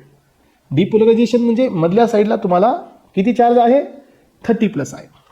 So रिपोलरायझेशनचा अर्थ काय असतो पेरेंट्स, की ज्या वेळेला पॉझिटिव्ह चार्ज हा वापस कुठं चाललाय, निगेटिव्हकडे. आणि हे कोणामुळे होत असते, डिपोलरायझेशन होत असते पेरेंट्स सोडियमच्या इन्फ्लक्समुळे आणि रिपोलरायझेशन होत असतं पोटॅशियमच्या आउटफ्लक्समुळे. लक्षात येतं सगळ्यांना, हे माहिती असेल. सो निगेटिव्हकडे तुम्ही ज्यावेळेला जात असाल, it refers to the change in the potential returning to the negative value. हे वापस निगेटिव्हकडे चाललंय तर दॅट इज रिपोलरायझेशन. पोलरायझेशनचा अर्थ असा असतो पेरेंट्स की outside the membrane positive charge आहे आणि इनसाइड द मेम्ब्रेन हा निगेटिव्ह आहे. म्हणजे एखाद्या मेम्ब्रेनला बाहेरून पॉझिटिव्ह आहे आणि इनर साईडला निगेटिव्ह आहे आणि the membrane is getting stabilised आणि दोन्ही साईडला चार्ज असल्यामुळे याला नाव दिलं आपण पोलरायझेशन. पोल म्हणजे चार्जेस आणि मेम्ब्रेनवरती दोन्ही साईडला पॉझिटिव्ह एक साईडला निगेटिव्ह चार्ज आहे म्हणजे मेम्ब्रेन ही पोलराइज्ड आहे आणि this is called as a polarisation. यानंतर पहा पुढचा पॉईंट असतो refractory period. The time taken for the restoration of the resting membrane potential is called as a refractory period. म्हणजे किती टाइम लागतो है ना. So time taken for the restoration of the resting membrane potential म्हणजे की किती वेळ हे रेस्टिंग मेम्ब्रेन पोटेन्शियलला तुमचं पोटेन्शियल आहे. सो तो जो गॅप असतो ना दोन इम्पल्सच्या मधला that is called as a refractory period. तर आता ॲटॉनॉमिक आणि सोमॅटिकमध्ये काय फरक असतो सांगा. तुम्हाला याच्यातील फरक ऑलरेडी मी सांगितला आहे. ॲटॉनॉमिक आणि सोमॅटिक मधला डिफरन्स तुम्हाला माहिती आहे. ॲटॉनॉमिक ही एक अशी सिस्टम आहे जी रेग्युलेट होते विदाऊट आवर कंट्रोल. सोमॅटिक ही अशी सिस्टम आहे ज्यांना आपण रेग्युलेट करतो स्वतः in our control. If I wanted to so do this then मी करू शकतो, बिकॉज द स्केलेटल मसल्स हे याच्यामध्ये आहेत आणि ते हे रेग्युलेट करू शकताय. जर मी म्हणत असेल की ब्रोंकाय कन्स्ट्रिक्शन करायचं आहे, जर मी म्हणत असेल लंग्स एक्सेसिव्ह डायलेशन करायचं आहे, ब्लड वेसल्स डायलेशन करायचं आहे, so it is not possible. हे आपल्या हातात नाही आहे. म्हणजे आपल्याकडे जे 3 मसल्स आहेत आजपर्यंत, याच्यामध्ये स्केलेटल मसल, याच्यामध्ये कार्डियक मसल आणि याच्यामध्ये स्मूथ मसल्स. तर याच्यामध्ये स्केलेटल मसल ही फक्त आपल्या हातात आहे, म्हणजे ही आवर कंट्रोल आहे, म्हणजे इनव्हॉलंटरी आहे. स्मूथ मसल आणि कार्डियक मसल्स हे इनव्हॉलंटरी आहेत. इनव्हॉलंटरी म्हणजे हे आपल्या हातात नाही आहेत. मग आपल्या हातामध्ये जी सिस्टम आहे ती सोमॅटिक आहे, आपल्या हातामध्ये जे नाही आहे ते ऑटोनॉमिक आहे. मग आपण इथं पाहूया आता याच्यामधला डिफरन्स. सोमॅटिक नर्वस सिस्टम म्हणजे एक व्हॉलंटरी सिस्टम आहे, regulating the voluntary control of the body movements via use of the skeletal muscles via neuromuscular junction. तर हा बी एक महत्त्वाचा बीट आला बघा. न्यूरोमस्क्युलर जंक्शन हे सोमॅटिकमध्ये असतं, हे ऑटोनॉमिकमध्ये नसतं. ऑटोनॉमिकमध्ये गँग्लिऑन असतात, ऑटोनॉमिकमध्ये गँग्लिऑन असतात, ऑटोनॉमिकमध्ये एंड नर्व टर्मिनल असतात, ऑटोनॉमिकमध्ये सायनॅप्स असतो. पण इथे बी सायनॅप्स असतो, पण इथे एक जंक्शन असते आजपर्यंत, याला आपण न्यूरोमस्क्युलर जंक्शन असं नाव दिलेलं आहे. ऑटोनॉमिक नर्वस सिस्टम ही कंट्रोल करते heart rate, blood pressure, respiration, digestion, sexual arousal आणि हे सगळे फंक्शन आपल्या कंट्रोलमध्ये नसतात. It contain autonomically distinct division. मग याच्यामध्ये आपल्याकडे 2 डिव्हिजन असतात. आता तुम्हाला माहिती बी पाहिजे हे गोष्टी, तुम्ही हे ऑलरेडी शिकलेले पण आहात. तुम्हाला माहिती आहे का की ज्यावेळेला आपण ट्रेसमध्ये असतो, ज्यावेळेला आपण टेन्शनमध्ये असतो, ज्यावेळेला आपण हायपर ॲक्टिवेट असतो, एक इमॅजिन करा तुम्ही ट्रॅव्हलिंगमध्ये आहात आणि तुम्हाला कोणी टेन्शन दिलं थोडंसं, तर आपण त्याच्यावरती हायपर ॲक्टिव्ह होतो. आपण ज्यावेळेला हायपर ॲक्टिव्ह होतो त्यावेळेला आपल्या बॉडीमध्ये काय काय होतं पहा. समजा तुम्ही कुणावरती असं हायपर ॲक्टिव्ह झालात, बोलत असताना तुम्ही काही ॲक्टिव्हिटी दाखवताय, तर काय होणार आहे. सो तुमच्या मसलचा जो टोन आहे ते ट्रिगर होणार आहे, मसल ट्रिगर होणार आहे. दुसरी गोष्ट, तुम्ही बोलताय पुढच्याला फास्टमध्ये, हायपरमध्ये, माउथमध्ये सलायवा नसणार आहे, याचा अर्थ ड्रायनेस इन माउथ. त्यानंतर तुम्ही बघताना तुम्ही चांगलंच त्याच्याकडे पाहणार आहात, याचा अर्थ पिपिल साईज डायलेट होणार आहे, म्हणजे मायग्रेसिस होणार आहे. तुम्ही त्याला बोलताय त्यावेळेला तुमचं ब्लड प्रेशर वाढणार आहे, म्हणजे हायपर टेन्शन असणार आहे. तुम्ही बोलत असताना लंग्स हे जास्त ब्रीथ करणार आहेत, याचा अर्थ ब्रिदिंगचा रेट वाढणार आहे, म्हणजे ब्रोंको डायलेशन होणार आहे, ब्लड वेसल डायलेट होणार आहेत. याचा अर्थ आजपर्यंत ज्या वेळेला आपण ॲक्टिव्हमध्ये असतो त्यावेळेला आपल्या बॉडीत सिम्पॅथॅटिक सिस्टम ॲक्टिवेट असते, आणि ज्यावेळेला आपण रेस्टमध्ये असतो त्यावेळेला आपल्या बॉडीमध्ये पॅरासिम्पॅथॅटिक सिस्टम ॲक्टिवेट असते. म्हणून सिम्पॅथॅटिक सिस्टमला आपण नाव दिलेलं आहे फाईट ऑर फ्लाईट. म्हणजे आपण कुणासोबत फाईट करत असताना ही सिस्टम ॲक्टिवेट असते, किंवा आपण कुठं फ्लाईट म्हणजे काय, फ्लाईट मोडवर नाही. सो फाईट आणि फ्लाईट. फ्लाईट म्हणजे तुम्ही उड्या मारताय, कुठे पळताय, एक्झरसाईजमध्ये आहात, तर त्यावेळेला आपण सिम्पॅथॅटिक सिस्टम ही ॲक्टिवेट असते. पण ज्यावेळेला आपण आराम करत असतो, आपली बॉडी ही पचन करत असते, त्यावेळेला पॅरासिम्पॅथॅटिक सिस्टम ॲक्टिवेट असते. त्यामुळे पॅरासिम्पॅथॅटिक सिस्टमला आपण नाव दिलेलं आहे रेस्ट ऑर डायजेस्ट. हां, तर हे लक्षात ठेवा. याचं डिफरन्सिएशन पुढे बी पाहायचं आपल्याला. हे पहा, आलंच इथं डिफरन्सिएशन. तर हे पहा, हा आहे तुमचा so nervous system, correct. Nervous सिस्टममध्ये CNS, नर्वस सिस्टममध्ये PNS, सेंट्रल नर्वस सिस्टममध्ये ब्रेन, आणि यानंतर आहे तुमचा स्पायनल कॉर्ड. सो PNSकडे जायची काही गरज नाही सध्या. तर पहा, म्हणून थोडंसं जागी व्हा, सतर्क राहा. सो आपल्याकडे टाईम हा असा आहे की जिथं तुम्हाला स्वतःकडे जास्त कंट्रोल करायची गरज आहे. तर हे पहा, तर ही आहे तुमची ब्रेन. ब्रेनमध्ये 3 लोकेशन तुम्हाला मी दिले होते, फोर ब्रेन, मिड ब्रेन आणि हिंड ब्रेन. आता ते घेणार नाही. याच्या खाली आपण आलतो आणि हा पार्ट सुरू झाला स्पायनल कॉर्ड. मग आता स्पायनल कॉर्ड हा सुरू झाला एस्पॅरेंट्स. तर ह्या स्पायनल कॉर्डचे पण 4 लोकेशन होते. हे होतं सर्वायकल, त्यानंतर होतं थोरॅसिस, त्यानंतर हे लुंबार, येस हे लुंबार, आणि हे सगळ्यात शेवटचं सॅक्रल. मग आता ह्या ब्रेनच्या स्पायनल कॉर्डच्या मध्ये ग्रे मॅटर आणि व्हाईट मॅटर होते अशा प्रकारचे. इथं आपला इंटर न्यूरॉन बी होता, आलं लक्षात. मग आता इथून जो न्यूरॉन बाहेर पडला आहे हे पहा. सो अशा प्रकारचा इथून पण एक न्यूरॉन बाहेर पडलाय पहा, अशा प्रकारचा. आणि आपल्या ब्रेनमधून पण एक न्यूरॉन बाहेर आलाय, neuron in the sense nerve cell बाहेर आली, अशा प्रकारचे. असे 3 लोकेशननी न्यूरॉन बाहेर येतात. मग आता तुम्हाला लक्षात घ्यायचे एस्पॅरेंट्स की जो ब्रेन मधून बाहेर आला ही काय होती, ही क्रॅनियल नर्व आहे. सो आता हा इथून बाहेर आलाय म्हणजे कुठून आलाय? थोरॅसिस मधून आलाय. हे कुठलं आउटफ्लो आहे? थोरॅसिस. हे कुठलं आउटफ्लो आहे? सॅक्रल. सॅक्रल मधून बाहेर आलेला आहे. मग आता पुढे गेल्यानंतर काय होतं की या न्यूरॉनच्या नंतरचा दुसरा न्यूरॉन असतो हा, आणि हे त्याचे हेअर लाईक स्ट्रक्चर असतं, आणि हा न्यूरॉन पुढे गेला. जसं हे गेला तसं आता हा पण तसाच असतो. हे पहा अशा पद्धतीने, आणि हे पुढचा न्यूरॉन त्याच्या समोरला, आणि हे त्याचं टर्मिनल आहे. न्यूरॉनचं स्ट्रक्चर तुम्हाला सगळ्यांना शिकवलंय, तुम्हाला कळतं ते आता. मग आता काय झालं पहा की हे न्यूरॉनचा एंड आणि हा न्यूरॉनचा स्टार्ट. इथं अजून एक न्यूरॉन असू शकतो असा, जिथं असं कलेक्शन होतं ना न्यूरॉनचं, ही सीनेसच्या बाहेर म्हणजे पीएनएस मध्ये, तर याला नाव द्यायचं असतं गँग्लियॉन. गँग्लियॉनचा अर्थ असा असतो collection of the nerve fibres outside the central nervous system. आलं का लक्षात? मग आता हा जो गँग्लियॉन आहे, हा गँग्लियॉन इथं बी गँग्लियॉन आहे. मग हा गँग्लियॉन कुणाचा? थोरॅसिस वाल्याचा. हा गँग्लियॉन कुणाचा? सॅक्रल वाल्यांचा. मग आता हा गँग्लियॉन जो आहे आजपर्यंत, याच्या आधीचा न्यूरॉन म्हणजे हा प्री गँग्लियॉनिक, आणि याच्या नंतरचा न्यूरॉन म्हणजे पोस्ट गँग्लियॉनिक. प्री गँग्लियॉनिक, पोस्ट गँग्लियॉनिक, बरोबर आहे. मग आता तुम्हाला माहिती असू द्या की जसं सिग्नल वरून आल्यानंतर हे सिग्नल प्रोपोगेट झालं आणि इथून एक न्यूरो ट्रान्समीटर निघाला. तुम्हाला माहिती असू द्या आजपर्यंत की थोरॅसिस आणि लुंबार ही जी सिस्टम असते तर ही सिम्पॅथॅटिक असते, लक्षात ठेवा. आणि हे सॅक्रल, आणि वरती चला, सॅक्रल आणि ही क्रॅनियल जी असते तर ही पॅरासिम्पॅथॅटिक सिस्टम सोबत असते. मग आता तुम्ही मला सांगा बरे, सिम्पॅथॅटिक सिस्टमचे न्यूरो ट्रान्समीटर्स कोण आहेत? सिम्पॅथॅटिक सिस्टमचा न्यूरो ट्रान्समीटर आहे नॉरएड्रेनालिन आणि ॲड्रेनालिन. पॅरासिम्पॅथॅटिकचा न्यूरो ट्रान्समीटर कोण आहे? पॅरासिम्पॅथॅटिकचा न्यूरो ट्रान्समीटर आहे असिटिल कोलिन. बरोबर आहे ना? मग आता इथून जो न्यूरो ट्रान्समीटर बाहेर पडतो, हे कुठला रिजन आहे? सिम्पॅथॅटिक. इथून जो न्यूरो ट्रान्समीटर बाहेर पडतो तो असिटिल कोलिन का असतो?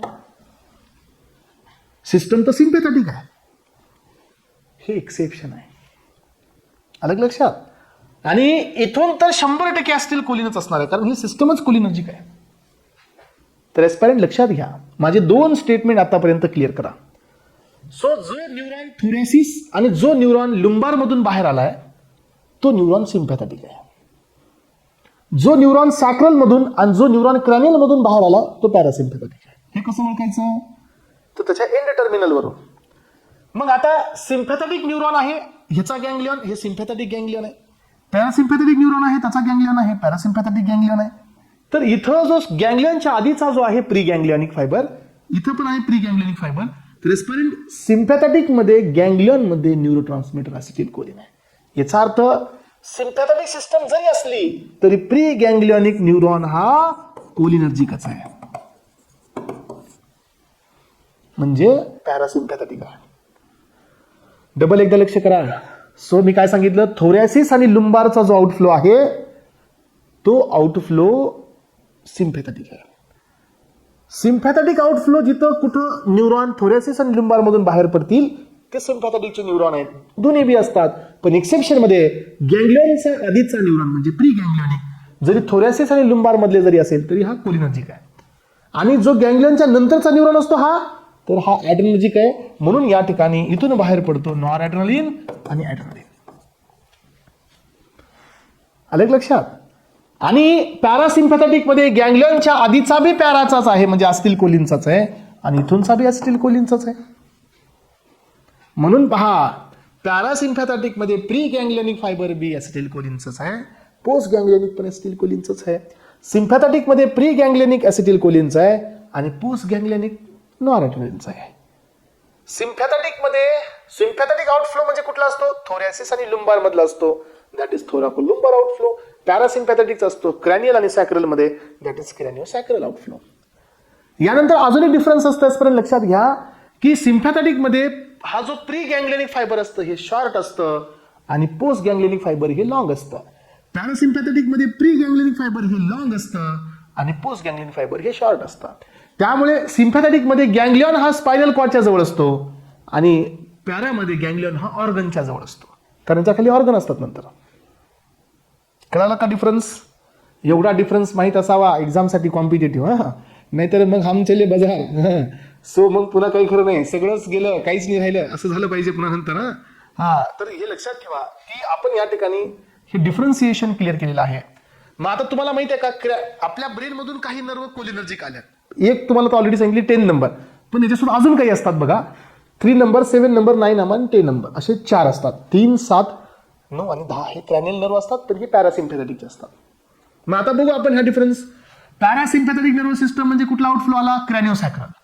सिम्पॅथेटिक म्हणजे कुठला आला? थोराकोलुंबार. प्री गँग्लेनिक फायबर हे कसं आहे? लॉंग आहे. पोस्ट गँग्लेनिक शॉर्ट आहे. प्री गँग्लेनिक शॉर्ट आहे आणि पोस्ट गँग्लेनिक लॉंग आहे. सो गँग्लियन हा कुणाच्या जवळ आहे? ऑर्गनच्या. याचा गँग्लियन कुठं आहे? न्यूरॉन, स्पायनल कॉर्डच्या म्हणजे वर्टेब्रल कॉलमच्या. Active during the normal condition, ही ऍक्टिव्ह असते stressful condition. Both are pre as well as post ganglion fibre हे कोलिनर्जिक आहे. Pre be cholinergic, post be cholinergic. याचं कसं आहे? प्री वाला कोलिनर्जिक आहे आणि पोस्ट वाला ॲड्रेनर्जिक आहे. प्री गँग्लियनिक हे असतील कोलिनचं न्यूरो ट्रान्समिटर आहे, कोलिनर्जिक आहे, आणि पोस्ट वाला ॲड्रेनर्जिक आहे. याचा ओव्हरऑल इफेक्ट इनिबिटरी असतो, त्याचा ओव्हरऑल इफेक्ट स्टिम्युलेटरी असतो. झाला डिफरन्स? क्लिअर झाला डिफरन्स? पहा. आणि यामधून एक छोटासा बीट तुम्हाला एक्झामला येण्याचा चान्स असतो एस्पायरंट्स. यानंतर डिसऑर्डर्स आहेत सीएनएसचे. इन्क्रीज द इंट्राक्रॅनियल प्रेशर, म्हणजे आपल्या ब्रेनमधलं प्रेशर वाढतं. सीएसएफचं व्हॉल्यूम इन्क्रीज झाल्यामुळे, सेरेब्रल एडेमा झाल्यामुळे, इतर फ्लुइड वगैरे डिपॉझिशन झाल्यामुळे, हेमोरेज झाल्यामुळे, हिमॅटोमा झाल्यामुळे, ट्युमर झाल्यामुळे क्रॅनियल प्रेशर वाढतं, म्हणजे बोन. सो इथं क्रॅनियल बोनमध्ये प्रेशर वाढतं. हायड्रोसिफॅलस म्हणजे काय? Abnormal increasing the CSF value, ब्रेनमधला सीएसएफचा व्हॉल्यूम वाढतो. ऑब्स्ट्रक्शन होतं to the flow. Cerebral hypoxia म्हणजे काय? की आपल्या ब्रेनला O2चा प्रमाण कमी येतं, म्हणजे ऑक्सिजनचा सप्लाय प्रॉपर होत नाही. Blood pressure less than 60 mmHg because of condition affecting the cerebral blood vessels, आणि म्हणून मग हायपोक्सिया स्टेट येते. More than 2 minutes will affect the neurological cells, आणि जर असं झालं 2 मिनिटापेक्षा जास्त तर सेल्स न्यूरॉनचे डॅमेज होतात. Hypoxia because of the cardiac respiratory arrest, समजा सीव्हीएस बंद आहे, सिव्हिअर हायपरटेन्शन आहे, कार्बन मोनॉक्साईडची पॉइझनिंग झालेली आहे, so capnia and drug poisoning झालेली आहे समजा, तर या केसेसमध्ये काय होऊ शकतं की ब्रेनला ऑक्सिजन कमी जाऊ शकतं. मेनिंजायटिस, इन्सेफॅलिटिस म्हणजे काय? मेनिंजसचं इन्फेक्शन होऊ शकतं. Infection to the meninges of the brain, various bacteria like haemophilus, influenza, streptococcus pneumoniae आणि निसरिया मेनिंजायटिसमुळे इन्फेक्शन होऊ शकतं. इन्सेफॅलिटिस म्हणजे infection to the brain part. So ब्रेनचे जे सेफॅलस होते ना, हिड ब्रेन, मिड ब्रेन आणि फोर ब्रेन, यांचं इन्फेक्शन होतं. सो यानंतर स्ट्रोक, ब्लॉकेज होतं ब्लड वेसल्स आणि ब्लड फ्लो कमी होत असतो. पॅरालिसिस होऊ शकतं एक बॉडी एक साईडला. सो डिमेन्शिया, हे थोडंसं महत्त्वाचं आहे कारण की आपल्याला इथं असतो अल्झायमर डिसीज हा डिमेन्शिया, की न्यूरॉन हे डम होतात. दम म्हणजे काय? की धीमी गतीने काम होतं सगळं. सो थिंकिंग लो होते है ना, इंटेलिजन्स कमी होतो. कॉग्निटिव्ह फंक्शन जे असतात ना, रिमेंबरिंग वगैरे, रिझनिंग वगैरे, हे कमी होते. डिमेन्शिया. बीटा ॲमिलॉइडचे प्रोटीन्स असतात बघा जे डिपॉझिट होतात. आणि Alzheimer disease, degeneration of the cholinergic neurons, आणि इथं आलं बघा हे deposition of the beta amyloid proteins, डिमेन्शियाच असतो हा. So that is Alzheimer disease. So Huntington's disease हे फॉल्टी जीनमुळे होत असतो आपल्या बॉडीमध्ये. Secondary dementia, structural lesion such as normal pressure of hydrocephalus, subdural haematoma, brain tumour, post confusion syndromes, nutritional deficiency याच्यामुळे बी होतं. So such as vitamin B12, folate deficiency, नियासिनची deficiency, याच्यामुळे काय होतं? हे सेकंडरी डिमेन्शिया याचा. सो लेजनचा अर्थ असा असतो एस्पायरन्स की थोडंसं इन्फ्लामेशन होतं इन्सेफॅलामध्ये, आणि मग त्याच्यामुळे हे कॉग्निटिव्ह फंक्शन्स हे थोडेसे लॉस्ट होतात. विटॅमिनच्या डिफिशियन्सीमुळे बी होऊ शकतं, न्यूट्रिशनलच्या डिफिशियन्सी होऊ शकतं, ब्रेन ट्युमर झाल्यामुळे पण होऊ शकतं. पार्किन्सन हे थोडंसं महत्त्वाचं आहे बरं का एस्पायरन्स. पार्किन्सन म्हणजे काय असतं की आपल्या ब्रेनमध्ये डोपामिनची लेवल कमी होते. हे आपल्याला आहे, डोपामिनची लेवल कमी होते आणि ॲसिटिल्कोलिनची लेवल वाढते. That is called as a Parkinson. आलं लक्षात? सबस्टन्शिया नायग्रा हे ट्रॅक डिजनरेट होतं, dopaminergic tract. Progressive gradual degeneration of the dopaminergic neurons characterised by bradykinesia, म्हणजे काय? की जे मसलच्या मुवमेंट्स असतात हे कमी होतात, मसल ट्रिमर होतं. So fingering, fingers, speech problem होतो, पोस्चरल प्रॉब्लेम होतो, मसल्स असे इरेक्ट होत नाही प्रॉपर, तर हे मसल स्टिचिंग होते आणि याला आपण म्हणतो पार्किन्सन डिसीज. रिजिडिटी येते मसलमध्ये, फ्लेक्झिबिलिटी लॉस्ट होत असते. पोलिओमायलिटिस, सो ही एक disabling and life threatening disease आहे due to the polio virus. Multiple sclerosis हे ऑटोइम्युन डिसऑर्डर आहे, वेगवेगळ्या ठिकाणी आपल्या बॉडीतले अँटीबॉडीज आपल्याच सेलला अटॅक करतात. सो हे थोडंसं महत्त्वाचं आहे. बेल्स पाल्सी हे एक फेशियल आपल्याकडे ट्रायजेमिनल नर्व असते बघा, तर त्या ट्रायजेमिनल नर्वला व्हायरल इन्फेक्शन होतं. म्हणजे फेशियल एक्सप्रेशन चेंज होतात. It is just like a paralysis, पण हा पॅरालिसिस नसतो. This is the Bell's palsy. So it is and the unexplained episode of the facial muscle weakness or paralysis that usually resolve on the its own and causes no complication. पण ह्यांना immediate treatment गरजेचे असते. हे viral infection सारखं असतं. Spina बायफायडा म्हणजे हे काय असतं, it is a condition that affect the spine and usually pace at the birth. It is type of the neuronal defect, tube defect हा असतो. सो ज्याच्यामध्ये तुम्ही पाहिलं असेल की स्पायनल कॉर्डचा जो सगळ्यात शेवट असतो ना, तिथं स्वेलिंग होत असते, असे तिथं गाठ येते. याला नाव द्यायचं आपण स्पायना बायफायडा. आणि अशा पद्धतीने मला वाटतं की आपण सफिशियंटली आजच्या लेक्चरमध्ये तुमचा न्यूरनल सिस्टम इथं फिनिशअप केलेला आहे. मोठ्या मोठ्या सगळ्या सिस्टम संपल्या. Reproductive, circulatory, hormonal, neuronal, blood हे सगळं संपलं आजपर्यंत. आता आपल्या छोट्या छोट्या सिस्टम राहिलेल्या आहेत, ज्याच्यामध्ये GIT, थोडीशी एक्सक्रिटरी, कारण किडनी आहे तुम्हाला पुन्हा एकदा अजून डायरोटिक्स दिले सिलेबसमध्ये, त्यामुळे किडनी माहितीच पाहिजे. त्यामुळे सो GIT बी आहे, एक्सक्रिटरी आहे, आणि गॅसेज एक्सचेंजवाली घ्यायची ती मोठी आहे. उद्या आपण ती घेणार आहोत. नेक्स्ट डेला आपण थोडंसं गॅसेज एक्सचेंज घेऊया. ते हॅमबर्गर इफेक्ट, क्लोराईड शिफ्ट वगैरे, हेल्डन इफेक्ट वगैरे असतात बघा. ते ऑक्सिजन आणि हिमोग्लोबिनचं डिसोसिएशन करून महत्वाचं आहे DI साठी. ते तुम्हाला उद्या शिकवतो. ठीक आहे. हां, चला तर ॲस्पायरंट्स, ओके, ठीक आहे.